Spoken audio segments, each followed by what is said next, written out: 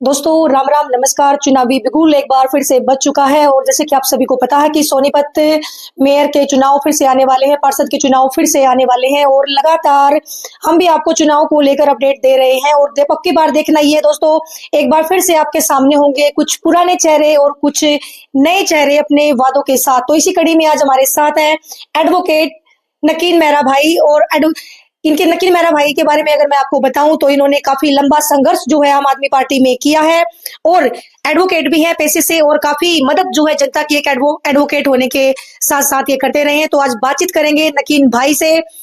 नकीन भाई, आपका हमारे चैनल में स्वागत है। नमस्कार, थैंक यू जी। आपका भी यहाँ पर पहुंचने पर बहुत बहुत स्वागत है जी नकीन भाई, सबसे पहले हम ये जानना चाहेंगे, वार्ड 2 से आप भी टिकट की दावेदारी पेश करते हुए नजर आ रहे हैं, उम्मीद कर रहे हैं, तो हमारी तरफ से शुभकामनाएं, मेहनत करिए आप। सबसे पहले मैं आपका पारिवारिक बैकग्राउंड जानना चाहूंगी। आपके पारिवारिक बैकग्राउंड क्या रहा है? एडवोकेट तो है आप, है ही, हमें पता लग गया वो, तो राजनीतिक बैकग्राउंड रहा है या नॉर्मल? नॉर्मल है। मैं सामाजिक रहा हूँ शुरू से ही। हमारे दादाजी 360 के चौधरी होते थे यहाँ पर हमारी सोसाइटी में, और हमेशा उनकी यही सोच रहती थी जो भी नीडी पर्सन है, जरूरतमंद है, गरीब व्यक्ति है, उनकी मदद करना। तो वहीं से मुझे भी जुनून मिला है उनको देखते हुए। तो वैसे ही मैं बचपन से ही मेरी हॉबी भी रही है, मेरी यही इच्छा भी रही है कि मैं सभी की मदद करूं सभी के साथ में। नकीन भाई, अभी कितने साल के हो गए आप? मैं 46। तो आप कितने साल से समाज सेवा में? बचपन से ही लगा लीजिए। बचपन से ही? बिल्कुल बिल्कुल बचपन से। क्या बात है। बिल्कुल, मतलब जो भी मुझे, क्योंकि मैंने देखा माहौल में, इसी माहौल में मैं बड़ा हुआ हूँ कि भाई मैंने दुख दर्द देखा है। मैं भी गरीब समाज से ही संबंध रखता हूँ। पूरे हरियाणा में घुमा भी हूँ बड़ा होने के बाद, और बचपन से देखता था हमारे दादाजी के पास ऐसे ऐसे लोग आते थे जिनके पास मतलब बहुत ज्यादा वास्तव में दुखी लोग होते थे, उनके लिए वो हमेशा खड़े रहते थे। तो एडवोकेट है आप, पढ़ाई कहाँ तक की है आपने? मैं MA LLB की है। मैंने MA कुरुक्षेत्र से की है और LLB मैंने MDU से की है। जी, तो एडवोकेट कब से हैं? मैं 2007 से एडवोकेट हूँ। अच्छा, आप एडवोकेट रहे, क्या कोई कभी ऐसा केस भी आया, मतलब जिनको जरूरत थी वकील की और वो उनके पास पैसे नहीं थे? वैसे तो सरकारी वकील भी होते हैं लेकिन हर कोई मतलब केस उस तरीके से लड़ नहीं पाता, तो क्या आपके सामने सिचुएशन कभी ऐसी आई हो तो आपने क्या किया? तो बहुत सारे ऐसे केस होते हैं, और वास्तव में सही माने तो मैं ऐसे ही लोगों के लिए वकालत में करता हूँ जिनके पास कुछ नहीं होता। और वैसे फीस भी हमारी होती है, लेकिन वो हमारे घर के लिए, लेकिन जो जरूरतमंद होते हैं, जो न्याय लेने के काबिल नहीं होते, उनका पैसा नहीं होता, फाइनेंशियली बहुत वीक होते हैं, उनकी मैं फ्री ऑफ कॉस्ट मदद करता हूँ हर तरह से। बहुत बढ़िया। देखिए, प्रोफेशन है तो अपना घर भी तो चलाना पड़ता है, क्योंकि कोई सरकारी तनख्वाह नहीं होती है, तो फीस तो लेनी पड़ेगी, लेकिन कभी कभी गरीब की मदद कर देना भी अपने आप में बहुत बड़ी बात है। तो नकीन भाई, अभी बीजेपी पार्टी में आप एक अच्छे कार्यकर्ता के रूप में कार्यरत हैं, लेकिन इससे पहले आपका जो राजनीतिक सफर है वो क्या रहा? देखिए, मैंने आम आदमी पार्टी ज्वाइन की थी अरविंद केजरीवाल जी की नीतियों से प्रभावित होकर के, जो शिक्षा को लेकर के, हेल्थ को लेकर के मैंने जो है आम आदमी पार्टी ज्वाइन की थी, और उसमें मैंने बहुत लंबे टाइम तक बहुत काम किया मैंने। जी, तो अभी बीजेपी पार्टी में कब से हैं आप? बीजेपी पार्टी में लगभग 1 साल से हूँ बीजेपी पार्टी में। जी, तो क्या अच्छा लगा आपको बीजेपी पार्टी में? बहुत अच्छा लगा मुझे। बीजेपी पार्टी के अंदर हमारे सोनीपत के मेयर हैं श्री राजीव जैन जी, और उनकी जो कार्यशैली है, उनकी कार्यशैली से मैं बहुत प्रभावित था। अभी से नहीं, बहुत पहले से प्रभावित था। और जिस टाइम मैं छोटा सा था, वो आंदोलन करते थे, धरने रखते थे, सोशली वर्क करते थे, तो उनको देखते हुए मैं उनको देख करके, सोनीपत के विकास को देख करके, और मैं आम आदमी पार्टी में वो काम नहीं कर पा रहा था जो मेरी इच्छा थी करने की, जो विकास के कार्य मैंने अपने वार्ड के लिए, अपने सोनीपत के लिए करने की मैंने सोची थी, लेकिन वहां नहीं हो पा रहे थे। तो बहुत सारी चीजें थी इसके अलावा भी जिनको देख करके मैंने भारतीय जनता पार्टी ज्वाइन की, और देश के विकास के लिए, देश के विकास के लिए, देश की सुरक्षा के लिए माननीय नरेंद्र मोदी जी की नीतियां जो थी सुरक्षा को लेकर के, और जो है विकसित भारत को लेकर के, उन नीतियों से प्रभावित होकर मैंने भारतीय जनता पार्टी ज्वाइन की। देखिए, ये बात तो कहनी पड़ेगी कि हमारे देश के प्रधानमंत्री मोदी जी की जनता ही दीवानी नहीं है, बल्कि अलग अलग पार्टियों के नेता भी दिल ही दिल में दीवाने हैं, और ये बात आज नकीन भाई ने अपने मुंह से बोल के आपको बता दी। नकीन भाई जी, बात करते हैं वार्ड नंबर 2 की। वार्ड नंबर 2 में अभी पार्षद जो पहले शायद कांग्रेस पार्टी के थे, अभी बीजेपी में आ गए हैं, तो क्या क्या समस्याएं हैं जो आपके वार्ड में आपको नजर आ रही है? बहुत सारी समस्याएं हैं। सीवरेज की मेनली जो समस्या हमारे यहाँ पर है, और रोजगार की बहुत बड़ी समस्या जो यहाँ पर हमारे लोग हैं वार्ड 2 के अंदर। ये गरीबी बस्ती है एक हमारी, वार्ड 2 पूरा एरिया है, पहाड़ी क्षेत्र है। इसको हम देखते हुए टीले के ऊपर, ये क्षेत्र 80% एरिया हमारा टीले के ऊपर बना हुआ है, पहाड़ के ऊपर बना हुआ है, और यहाँ पर आने जाने की सबसे बड़ी समस्या है। गलियां जो है उनकी ठीक व्यवस्था नहीं, लाइट की व्यवस्था ठीक नहीं है, और मैं कहूँगा बहुत सारी समस्याएं वार्ड 2 में जो नहीं हो पा रही है। और हमारे मेयर साहब करने का प्रयास कर रहे हैं इसको। जब से मेयर का उन्होंने पद ग्रहण किया है, पिछले 8 महीने से लगातार वो इस कार्य में लगे हुए हैं, और मेरा विश्वास है कि हमारा वार्ड तो बहुत अच्छा सुंदर बनेगा। अच्छा, मुझे ऐसा क्यों लग रहा है, सोनीपत में देखिए, अगर सांसद की बात करें तो कांग्रेस के हैं, वो तो कभी हमें धरातल पर दिखाई भी नहीं देते, ठीक है, पता नहीं कहाँ गायब रहते हैं। हमारे जो विधायक है वो निखिल मदान जी हैं, वो तो कभी-कभी मेयर जी के साथ हमें दिखाई दे जाते हैं। तो जिस तरीके से एक सीनियर नेता होने के साथ-साथ हमारे जो मेयर हैं, लगातार मुझे मतलब रात को भी देख लो, रात को भी फील्ड में हमें नज़र आते हैं, दिन में फील्ड में नज़र आते हैं। तो क्या एक राय रखते हैं आप कार्यकर्ता होने के बाद? देखिए, जो मेयर हैं उनकी तो हम जितनी तारीफ करें उतनी कम है। वो मुझे नहीं लगता वो सोते भी हैं। मैं जिस वक्त भी देखता हूँ हमेशा सोनीपत के विकास के लिए लगे रहते हैं। और रही बात आपने अभी विधायक जी की बात की, निखिल मदान जी की बात की है, तो दोनों का एक जो क्राइटेरिया है, जो कार्यशैली है, जो वो दोनों डिफरेंट है। क्योंकि विधानसभा के अंदर अलग मुद्दे होते हैं और जो मेयर के होते हैं वो अलग मुद्दे होते हैं। मेयर की जो कार्यशैली होती है, जो उनका जो क्षेत्र होता है, वो शहर के अंदर का होता है। जो छोटी चीजें होती है, गलियों का, स्ट्रीट लाइट का, सीवरेज का, पानी का, इस तरह की बिजली का, इस तरह की व्यवस्था मेयर के अंडर में आती है, निगम के जो कार्य होते हैं। और जो विधानसभा के अंदर होते हैं वो बड़े लेवल के मुद्दे होते हैं, बहुत बड़े, जो विधानसभा के अंदर ही उठाए जाते हैं। और हमारे निखिल मदान विधायक जी बहुत अच्छे तरीके से विधानसभा में सोनीपत की आवाज को उठा रहे हैं और उन कार्यों को लेकर के वो कामयाबी भी मिल रही है उनको। देखिए, वार्ड नंबर 2 में काफी सारी समस्याएं जो है आपने बताई। ऐसी एक समस्या हमें बताइए, मतलब आपके दिल में वार्ड नंबर 2 के प्रति हो कि भाई जैसे अगर मैं चुना जाता हूँ, मुझे अगर बीजेपी सरकार मौका देती है तो सबसे पहले मैं वो करूँ, क्या है ऐसी समस्या? देखिए, पहले तो मैं बता देना चाहता हूँ कि मैं इस लाइन में नहीं हूँ कि भाई मैं इलेक्शन में आऊँ। ये मेरी सोच है, मैं कार्य करता हूँ, लोगों की मदद करता हूँ, अपने वार्ड के विकास के लिए हमेशा सोचता हूँ और हमेशा सोचता भी रहूंगा। चाहे उसके लिए इलेक्शन जरूरी नहीं है मैं इलेक्शन में आऊँ। विदाउट इलेक्शन भी मैं आज किसी पद पर नहीं हूँ, मैं किसी पार्षद के पद पर नहीं हूँ, ना एमएलए एमपी या किसी मेयर, किसी पद पर भी नहीं, लेकिन उसके बावजूद भी मैं कार्य कर रहा हूँ वार्ड के विकास के लिए। तो आगे भी ऐसे ही करता रहूंगा। और फिर भी यदि जनता और मेरी पार्टी मुझे मौका देती है इस पद को लेकर के, मेरी कार्यशैली को देखते हुए, तो बहुत सारे मुद्दे हमारा, जैसे मैंने आपको भी बताया, पहाड़ी क्षेत्र है। अभी पीछे बारिश हुई थी, बारिश की वजह से मकानों के ऊपर जो टिल्ला हमारा मिट्टी का है, जिसको पहाड़ी बोलते हैं, मिट्टी का है, उसको उसके भूस्खलन की वजह से बहुत सारे घरों के ऊपर, उनकी छतों के ऊपर गिरा हो और कई सारे मकान काफी संख्या में डैमेज भी हुए हैं, कुछ तो बिल्कुल ही खत्म हो गए मकान। तो मैं सबसे पहले तो यही करूंगा कि भाई इस जो पहाड़ी क्षेत्र है हमारा, साइडों से कच्चा है, उसको मैं पक्का करने की कोशिश करूंगा। क्योंकि वो एमसी लेवल का कार्य नहीं है, वो मेयर लेवल का भी कार्य नहीं है, विधानसभा का और लोकसभा का कार्य है, वो बड़े लेवल का कार्य, बड़े सदर का है। तो मैं माननीय निखिल मदान जी से, विधायक से रिक्वेस्ट करके पूरा परफॉर्मा मैंने बना भी रखा उसको लेकर के, पूरी वीडियोग्राफिंग मैंने पूरा प्लेटफॉर्म, मैंने सिर्फ उसकी आवाज उठानी है। जैसे ही मुझे वो मौका मिलता है तो मैं उनसे डिस्कस करके और उसको विधानसभा में मुद्दे उठाऊंगा और ये पहाड़ी क्षेत्र को पक्का करवाऊंगा चारों साइड, चारों तरफ से। क्योंकि यहाँ पर गरीब लोग हैं, वो कॉम्पिटेंट नहीं है, वो उनकी क्षमता नहीं है इतना पैसा लगा करके इसको पक्का करवाया जा सके। सीमेंटेड दीवार होनी है, सरिये से होगी, कंक्रीट से होगी। और इसके अलावा इनकी जो व्यवस्था, सीवरेज व्यवस्था है और रोजगार की मैं मेनली कहूंगा, चाहे वो प्राइवेट है, गवर्नमेंट सेक्टर, किसी में भी हो, यहाँ पर रोजगार नहीं है बच्चों के पास में। मेरी कोशिश रहेगी बच्चों को रोजगार देने का। और रही बात लाइट्स वगैरह की, गली बनवाने की, तो ये कोई बड़े मुद्दे नहीं होते हैं, ये बहुत छोटे मुद्दे हैं। यदि कोई दिल से चाहे इस पर काम करने के लिए, आम आदमी जो किसी भी पद पर नहीं है वो करवा सकता है। थोड़ा समय इसके लिए देना पड़ता है खुद का। यदि कोई समय नहीं देगा, उसकी आवाज उठाएगा नहीं, कहीं पर उसकी मांग नहीं रखेगा, तो फिर लाइट भी नहीं लगेंगी, गलियां भी नहीं बन सकती। अच्छा सर, सोनीपत के वार्डों की बात करें, वार्ड नंबर 2 की नहीं, मैं सभी वार्डों की बात यहाँ पर करना चाहूंगी। अक्सर समस्या देखने को मिलती है कि देखिए सीवर खराब है, गंदा पानी बाहर गलियों में आ रहा है, आने जाने वाले लोग काफी परेशान हो रहे हैं। तो मतलब बच्चे स्कूल में जा रहे हैं, सुबह सुबह छींटे लग जाती है बाइक से जब जा रहे हैं, छोटे छोटे बच्चे, गंदा पानी कपड़ों पर आ रहा है। तो इस समस्या का एक मजबूत समाधान क्या मानते हैं आप? क्योंकि सड़कें जो गलियां बाद में बनी है, सीवर पहले के दबे हुए हैं, तो क्या समाधान होना चाहिए? नहीं, ये समस्या नहीं है। ये समस्या यदि आप कहते हैं तो ये समस्या खुद हमने क्रिएट कर रखी है, हम लोगों ने, जो आम जन है, आम पब्लिक है, उन्होंने खुद ये समस्या को पैदा किया है। क्योंकि सीवरेज की बहुत अच्छी व्यवस्था जो नए प्लान से बने हुए हैं, बन रही है। मैंने अभी परसों एक सीवर को ओपन करा, बहुत बुरे हालात थे उसके अंदर, जो इतने मतलब उसको देख नहीं सकता कोई आम जन आदमी, उसको देख नहीं सकता। और वो समस्या क्यों होती है? जो हम लोग हैं, आम पब्लिक है, जितना हमारे घर का कूड़ा करकट होता है, कचरा होता है, सारा सीवर के अंदर डाल देता है।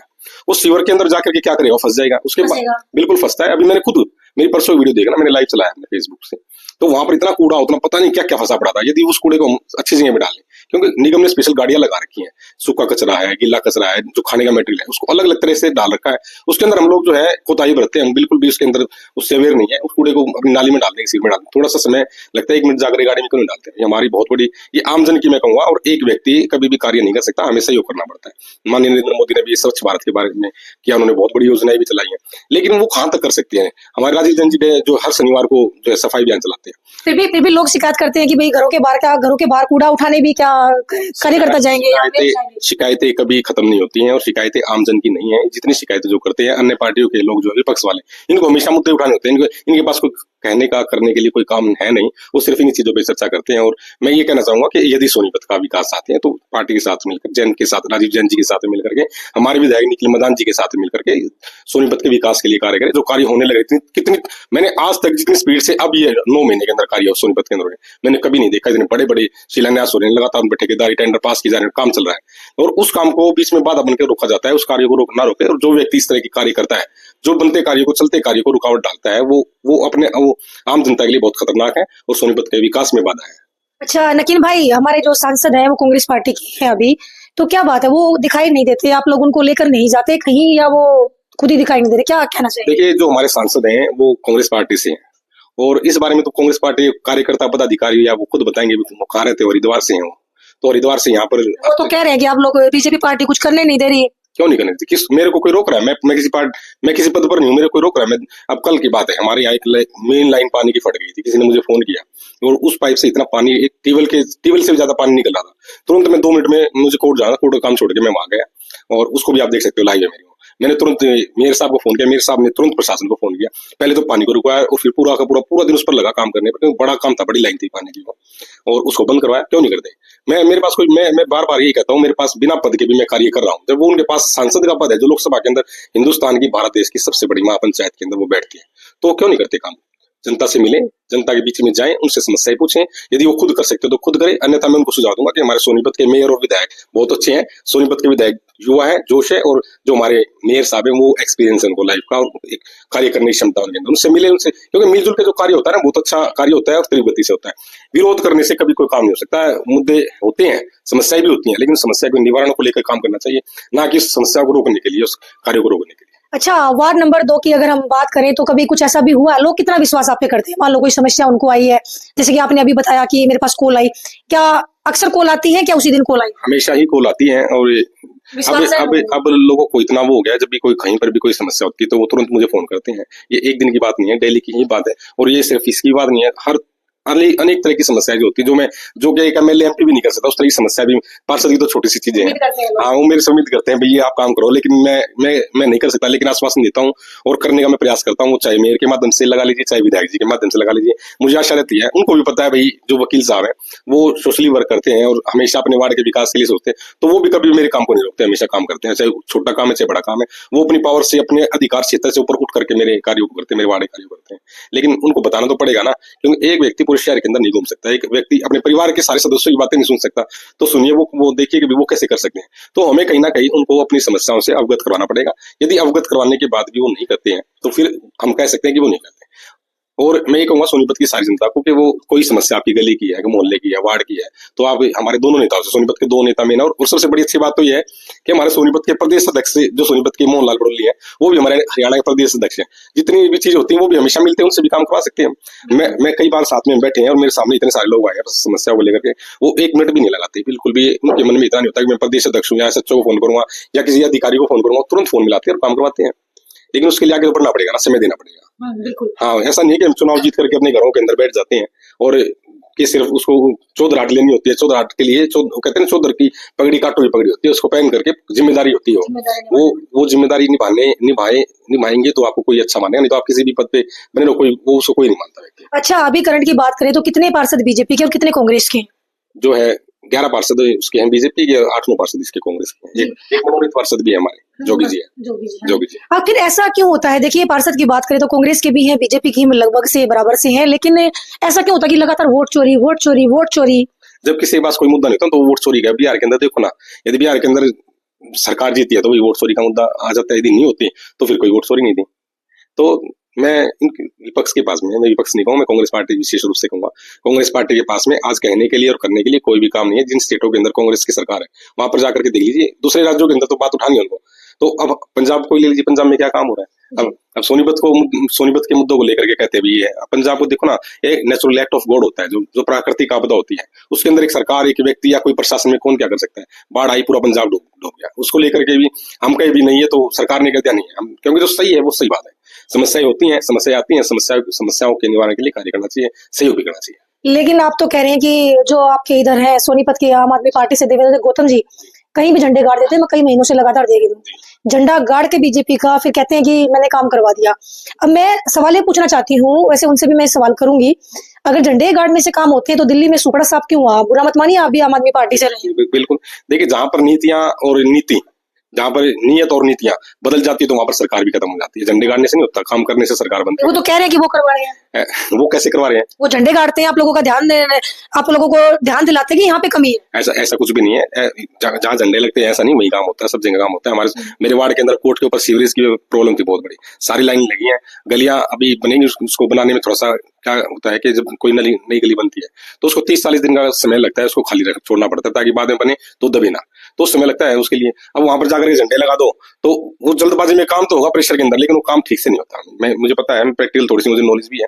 यदि हम जल्दी में कोई काम करते हैं ना, वो ठीक से नहीं होता दबाव में। इसलिए सरकार के साथ में या जो व्यक्ति काम कर रहा है, चाहे वो सरकार का है, विपक्ष का है, पक्ष का है, किसी का भी, यदि वो काम कर रहा है तो हमें उसके साथ सहयोग करना चाहिए। और रही बात देवेंद्र जी की, तो देवेंद्र जी जो है मुद्दे दिखाते हैं, हमने कई बार देखा तो जैन साहब हमारे यही बोलते हैं, चलो हमारे को समस्या से अवगत करा देते हैं, हम काम करवा देते हैं, हमें क्या दिक्कत है, हमारे को एक आदमी मिला है। क्योंकि बहुत सारे हमारी पार्टी के भी कई ऐसे नेता हैं जो पद पर, मैं बोलना नहीं चाहता लेकिन फिर भी मैं कहना चाहूंगा आपके चैनल के माध्यम से, जो पद पर तो बन गए हैं, बैठ गए हैं, जनता ने उनको चुना भी प्रतिनिधि के तौर पर, लेकिन वो उन समस्याओं को उनसे अवगत ही नहीं कराते हैं।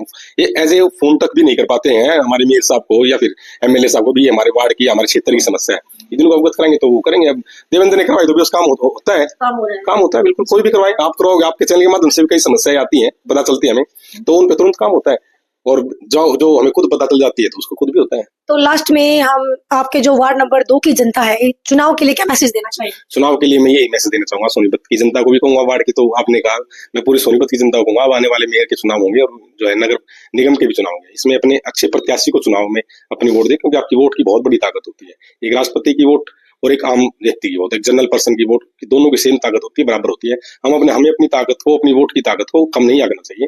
उस व्यक्ति को वोट दें अपने, जो आपके अधिकारों के लिए लड़ाई लड़े, जो आपकी हर वक्त आपकी सेवा में खड़ा रहे, क्योंकि जो प्रतिनिधि हम चुनते हैं उसको अपनी जिम्मेदारी हम उसको सौंपते हैं, हमारी जिम्मेदारी उठाने के काबिल भी है या नहीं है, या जीत करके वो दूसरे कुछ और करेगा, कुछ मैं मतलब इसके माध्यम से नहीं बोलना चाहता, जो सोता रहेगा अपने घर के अंदर, तो ऐसे व्यक्ति को ना करे, ना ही किसी लोभ लालच में, प्रलोभन में, झूठे वायदों के अंदर वोट ना दे अपने, चाहे वो कोई भी व्यक्ति है। मैं पार्टी को भी नहीं कहूंगा, जो अच्छी पार्टी को, जो अच्छा व्यक्ति है उसको आप वोट देकर के अपने प्रतिनिधि के तौर पर चुने, ताकि आने वाले अगले 5 साल के अंदर आपके साथ वो खड़ा रहे, आपकी समस्याओं का निवारण के लिए प्रयास करता है। बिल्कुल दोस्तों, तो ये थे हमारे पास 7 वार्ड नंबर 2 से भाई नकीन मेहरा, जो कि अभी शायद दावेदारी की मांग करते हुए थोड़ा हमें नजर आ रहे हैं, लेकिन कल इन्होंने नहीं बोला है।